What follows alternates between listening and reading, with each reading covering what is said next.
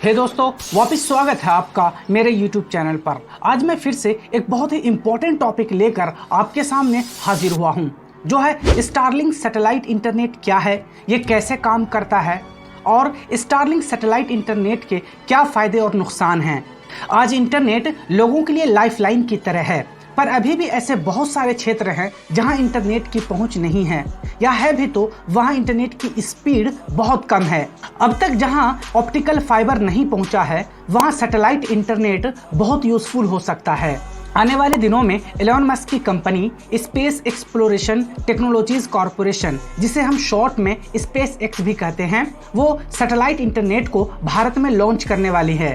आजकल satellite internet काफ़ी चर्चा में है।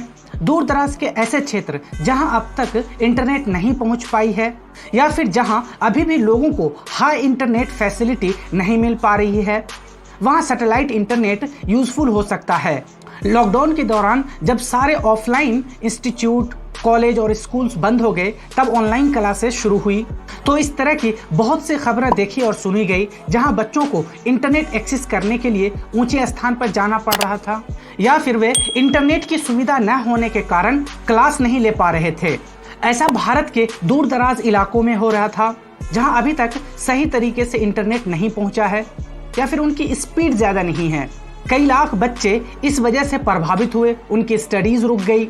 लेकिन अब भारत के दूर दराज और हिली इलाकों में भी लोग हाई स्पीड इंटरनेट की फैसिलिटी ले पाएंगे, क्योंकि स्पेस एक्स के फाउंडर एलन मस्क ने कहा है कि स्टारलिंक सैटेलाइट इंटरनेट जल्द ही भारत में आ रहा है। स्टारलिंक की शुरुआत एलन मस्क ने 2015 में की थी। इसके लिए उन्होंने छोटे छोटे सैटेलाइट की मास प्रोडक्शन शुरू कर दी, जिससे कि वो स्टारलिंक इंटरनेट सैटेलाइट कॉन्स्टलेशन तैयार कर सके। यानी कि वो छोटे छोटे सैटेलाइट का एक जाल बिछाना चाहते हैं, जो कि वो पूरे पृथ्वी को घेरे रखे। इससे न केवल पूरी दुनिया में इंटरनेट सर्विस प्रोवाइड की जा सकती है, बल्कि इसके साथ साथ मिलिट्री, साइंटिफिक और एक्सप्लोरेटरी कामों को भी आसानी से किया जा सकता है। चलिए अब मैं आपको बताता हूँ कि स्टारलिंक सैटेलाइट इंटरनेट क्या है। स्टारलिंक सैटेलाइट इंटरनेट प्रोजेक्ट है जिसका टारगेट है कि उन क्षेत्रों में हाई स्पीड इंटरनेट पहुंचाना जहां अभी भी कनेक्टिविटी एक बहुत बड़ी चुनौती बनी हुई है। स्टारलिंक सैटेलाइट इंटरनेट के लिए ट्रेडिशनल ग्राउंड इंफ्रास्ट्रक्चर की जरूरत नहीं होती है। ये वायर से नहीं बल्कि लेजर बीम के द्वारा डेटा ट्रांसफर करती है। आसान भाषा में कहें तो स्टारलिंक सैटेलाइट इंटरनेट के द्वारा भारत के उन दूर दराज इलाकों में भी इंटरनेट की फैसिलिटी प्रोवाइड की जाएगी जहां टावर नहीं लगाए जा सकते, जहां नेचुरल डिजास्टर्स आते रहते हैं, जैसे फ्लड आ गया, वहां लैंडस्लाइड हो गए, या फिर पहाड़ी इलाकों में पॉसिबल नहीं होता है टावर लगाना। इसलिए ऐसे इलाकों में लोग आज भी इंटरनेट से वंचित हैं और वो इंटरनेट का फ़ायदा नहीं उठा पा रहे हैं। इसी प्रॉब्लम को सॉल्व करने के लिए एलन मस्क ने स्टारलिंक सैटेलाइट इंटरनेट लेकर आए हैं। कहा जा रहा है कि भारत जैसे देश जहां कनेक्टिविटी एक बहुत बड़ी प्रॉब्लम है, वहां स्टारलिंक की सैटेलाइट इंटरनेट सर्विस काफ़ी कारगर साबित होगी। स्टारलिंक ऐसी जगहों पर ब्रॉडबैंड इंटरनेट सर्विस अवेलेबल करवा सकती है जहां ऑप्टिकल फाइबर पहुंचाना काफ़ी मुश्किल होता है।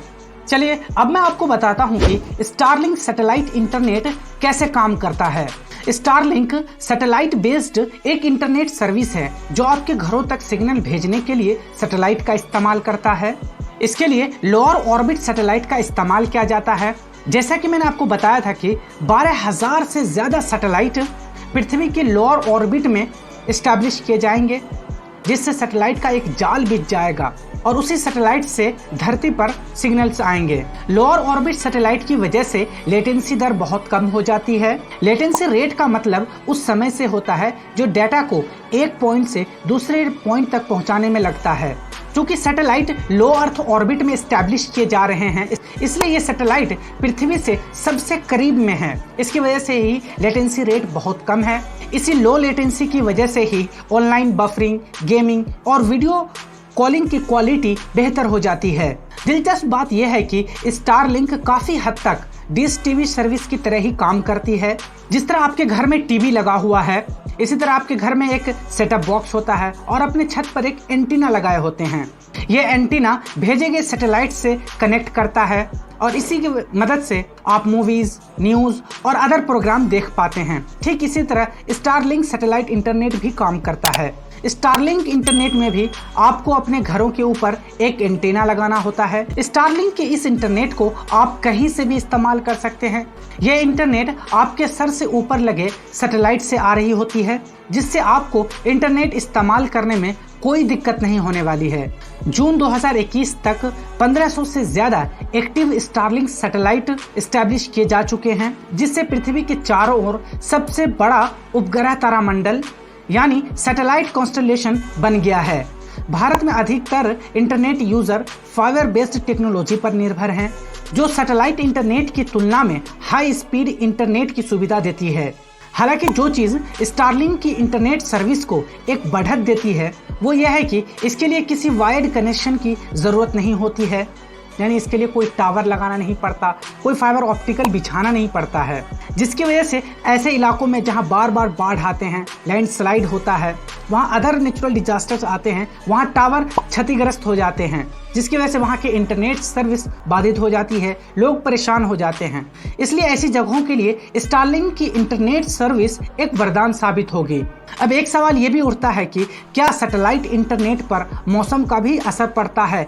तो इसका जवाब है हाँ। सैटेलाइट इंटरनेट के लिए आसमान का साफ होना बेहद जरूरी है। इसका मतलब है कि भारी बारिश या तेज हवा कनेक्शन को बाधित कर सकती है, जिससे या तो इंटरनेट की स्पीड धीमी हो सकती है या कई घंटों तक, जब तक मौसम साफ नहीं हो जाता है, इंटरनेट ठप भी हो सकती है। वर्तमान में भारत में 800 मिलियन इंटरनेट यूजर हैं और अगले 4 से 5 साल में ये 1000 मिलियन हो जाएंगे। भारत में मौजूदा औसतन इंटरनेट स्पीड 15 MB प्रति सेकंड है। आने वाले समय में अदर टेलीकॉम कंपनीज जैसे जियो, एयरटेल, आइडिया और वोडाफोन जब 5G ले आएंगे तो हो सकता है इंटरनेट स्पीड और बढ़ जाए। लेकिन भारत के गांव और दूर दराज इलाकों में तेज इंटरनेट सर्विस पहुंचने में समय लग सकता है, इसलिए इसमें SpaceX का स्टारलिंक सैटेलाइट इंटरनेट इसमें बाजी मारेगा। ये सैटेलाइट बेस्ड इंटरनेट सर्विस बहुत कम लागत में लोगों तक पहुंच सकती है और ये एक बड़े एरिया को कवर भी कर सकती है, क्योंकि इसमें टावर लगाने की कोई टेंशन नहीं है और न ही ऑप्टिकल फाइबर बिछाने की कोई झंझट। एक बार जब ये अपने पूरे सैटेलाइट ऑलमोस्ट 12,000 के करीब इनके प्लान में हैं, वो सब एस्टैब्लिश कर देंगे लो अर्थ ऑर्बिट में, तो ये पूरी दुनिया को एक बार में इंटरनेट सर्विस प्रोवाइड कर सकते हैं। अभी जो टेलीकॉम कंपनीज काम कर रही है इंटरनेट सर्विस में, इसमें जैसे जैसे आप शहरों की तरफ बढ़ते हैं आपकी इंटरनेट स्पीड बढ़ती जाती है, अच्छी कनेक्टिविटी आपको मिलती है। लेकिन जैसे ही भारत के दूर दराज इलाकों में गांव की तरफ हम जाते हैं, वहाँ नेटवर्क नहीं आते और इंटरनेट स्पीड तो होती ही नहीं है। ऐसे में भारत के एक बहुत बड़ा एरिया नेटवर्क की फैसिलिटी से वंचित है। इसलिए कहा जाता है कि इन लोगों के लिए स्टारलिंक का सैटेलाइट इंटरनेट एक वरदान साबित होगा। सैटेलाइट इंटरनेट के कुछ फायदे हैं कि इसे कहीं से भी एक्सेस किया जा सकता है। ये दूर दराज क्षेत्रों और डिजास्टर्स वाले इलाकों में बहुत ही यूजफुल साबित होगा। अगर कहीं पर कोई आपदा आ जाती है तो वहाँ पर ये रिकवर करना बहुत आसान होता है, बहुत जल्द ही उन्हें इंटरनेट से कनेक्ट किया जा सकता है।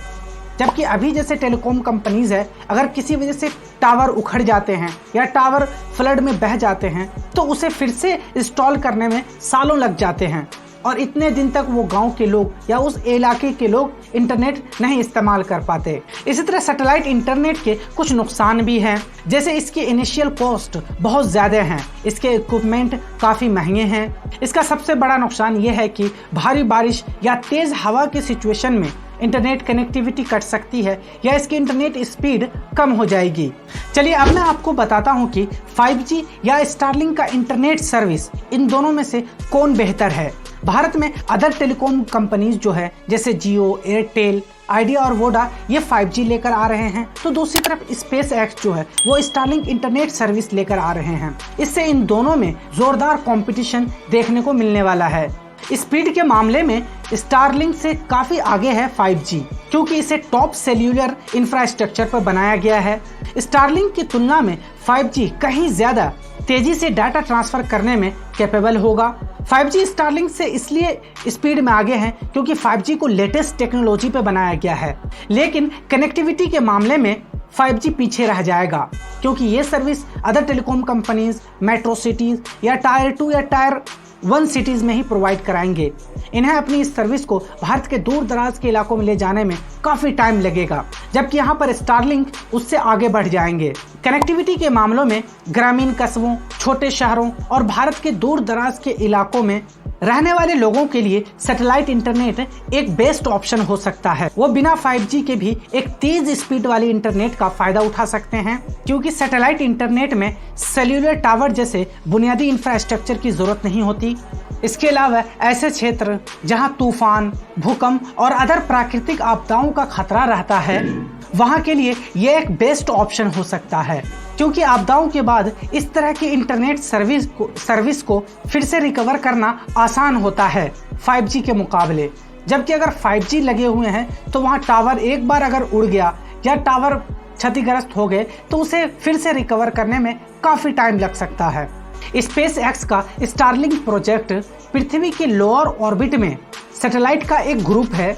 इस सर्विस से देश के प्रत्येक इलाकों में अच्छी इंटरनेट सर्विस प्रोवाइड की जा सकती है। इसके लिए कंपनी ने अभी तक 1500 सैटेलाइट लॉन्च कर चुका है और स्पेस एक्स 2027 तक 12,000 सैटेलाइट लॉन्च करने की तैयारी में है।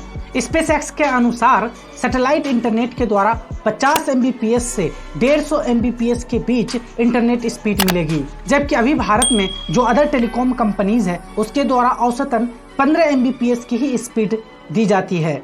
अगर एलन मस्क के स्टारलिंक प्रोजेक्ट को भारत में परमिशन मिल जाती है तो जियो और एयरटेल जैसे अदर टेलीकॉम कंपनीज से स्टारलिंक का बहुत कड़ा टक्कर होगा। हाँ, ये बात तय है कि इन कंपनियों की आपस में कंपटीशन से यूजर को ज्यादा फायदा होगा। इससे यूजर को कम कीमत पर अच्छी इंटरनेट सर्विस मिल जाएगी।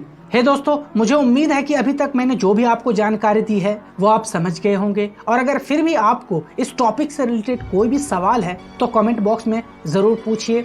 मैं अपने इस यूट्यूब चैनल पर इसी तरह science and technology, polity and constitution, environment and ecology, history and geography और सोशल इश्यूज से रिलेटेड वीडियोस बनाता रहता हूं। अगर आप इन टॉपिक से रिलेटेड वीडियोस देखने में जरा सा भी पसंद करते हैं तो मेरे यूट्यूब चैनल के प्लेलिस्ट को जरूर चेक कीजिए, जहां मैंने बहुत सारे वैल्यूएबल इंफॉर्मेशन शेयर किया है। अगर आपको ये वीडियो अच्छी लगी है तो please like, share and subscribe जरूर कीजिएगा।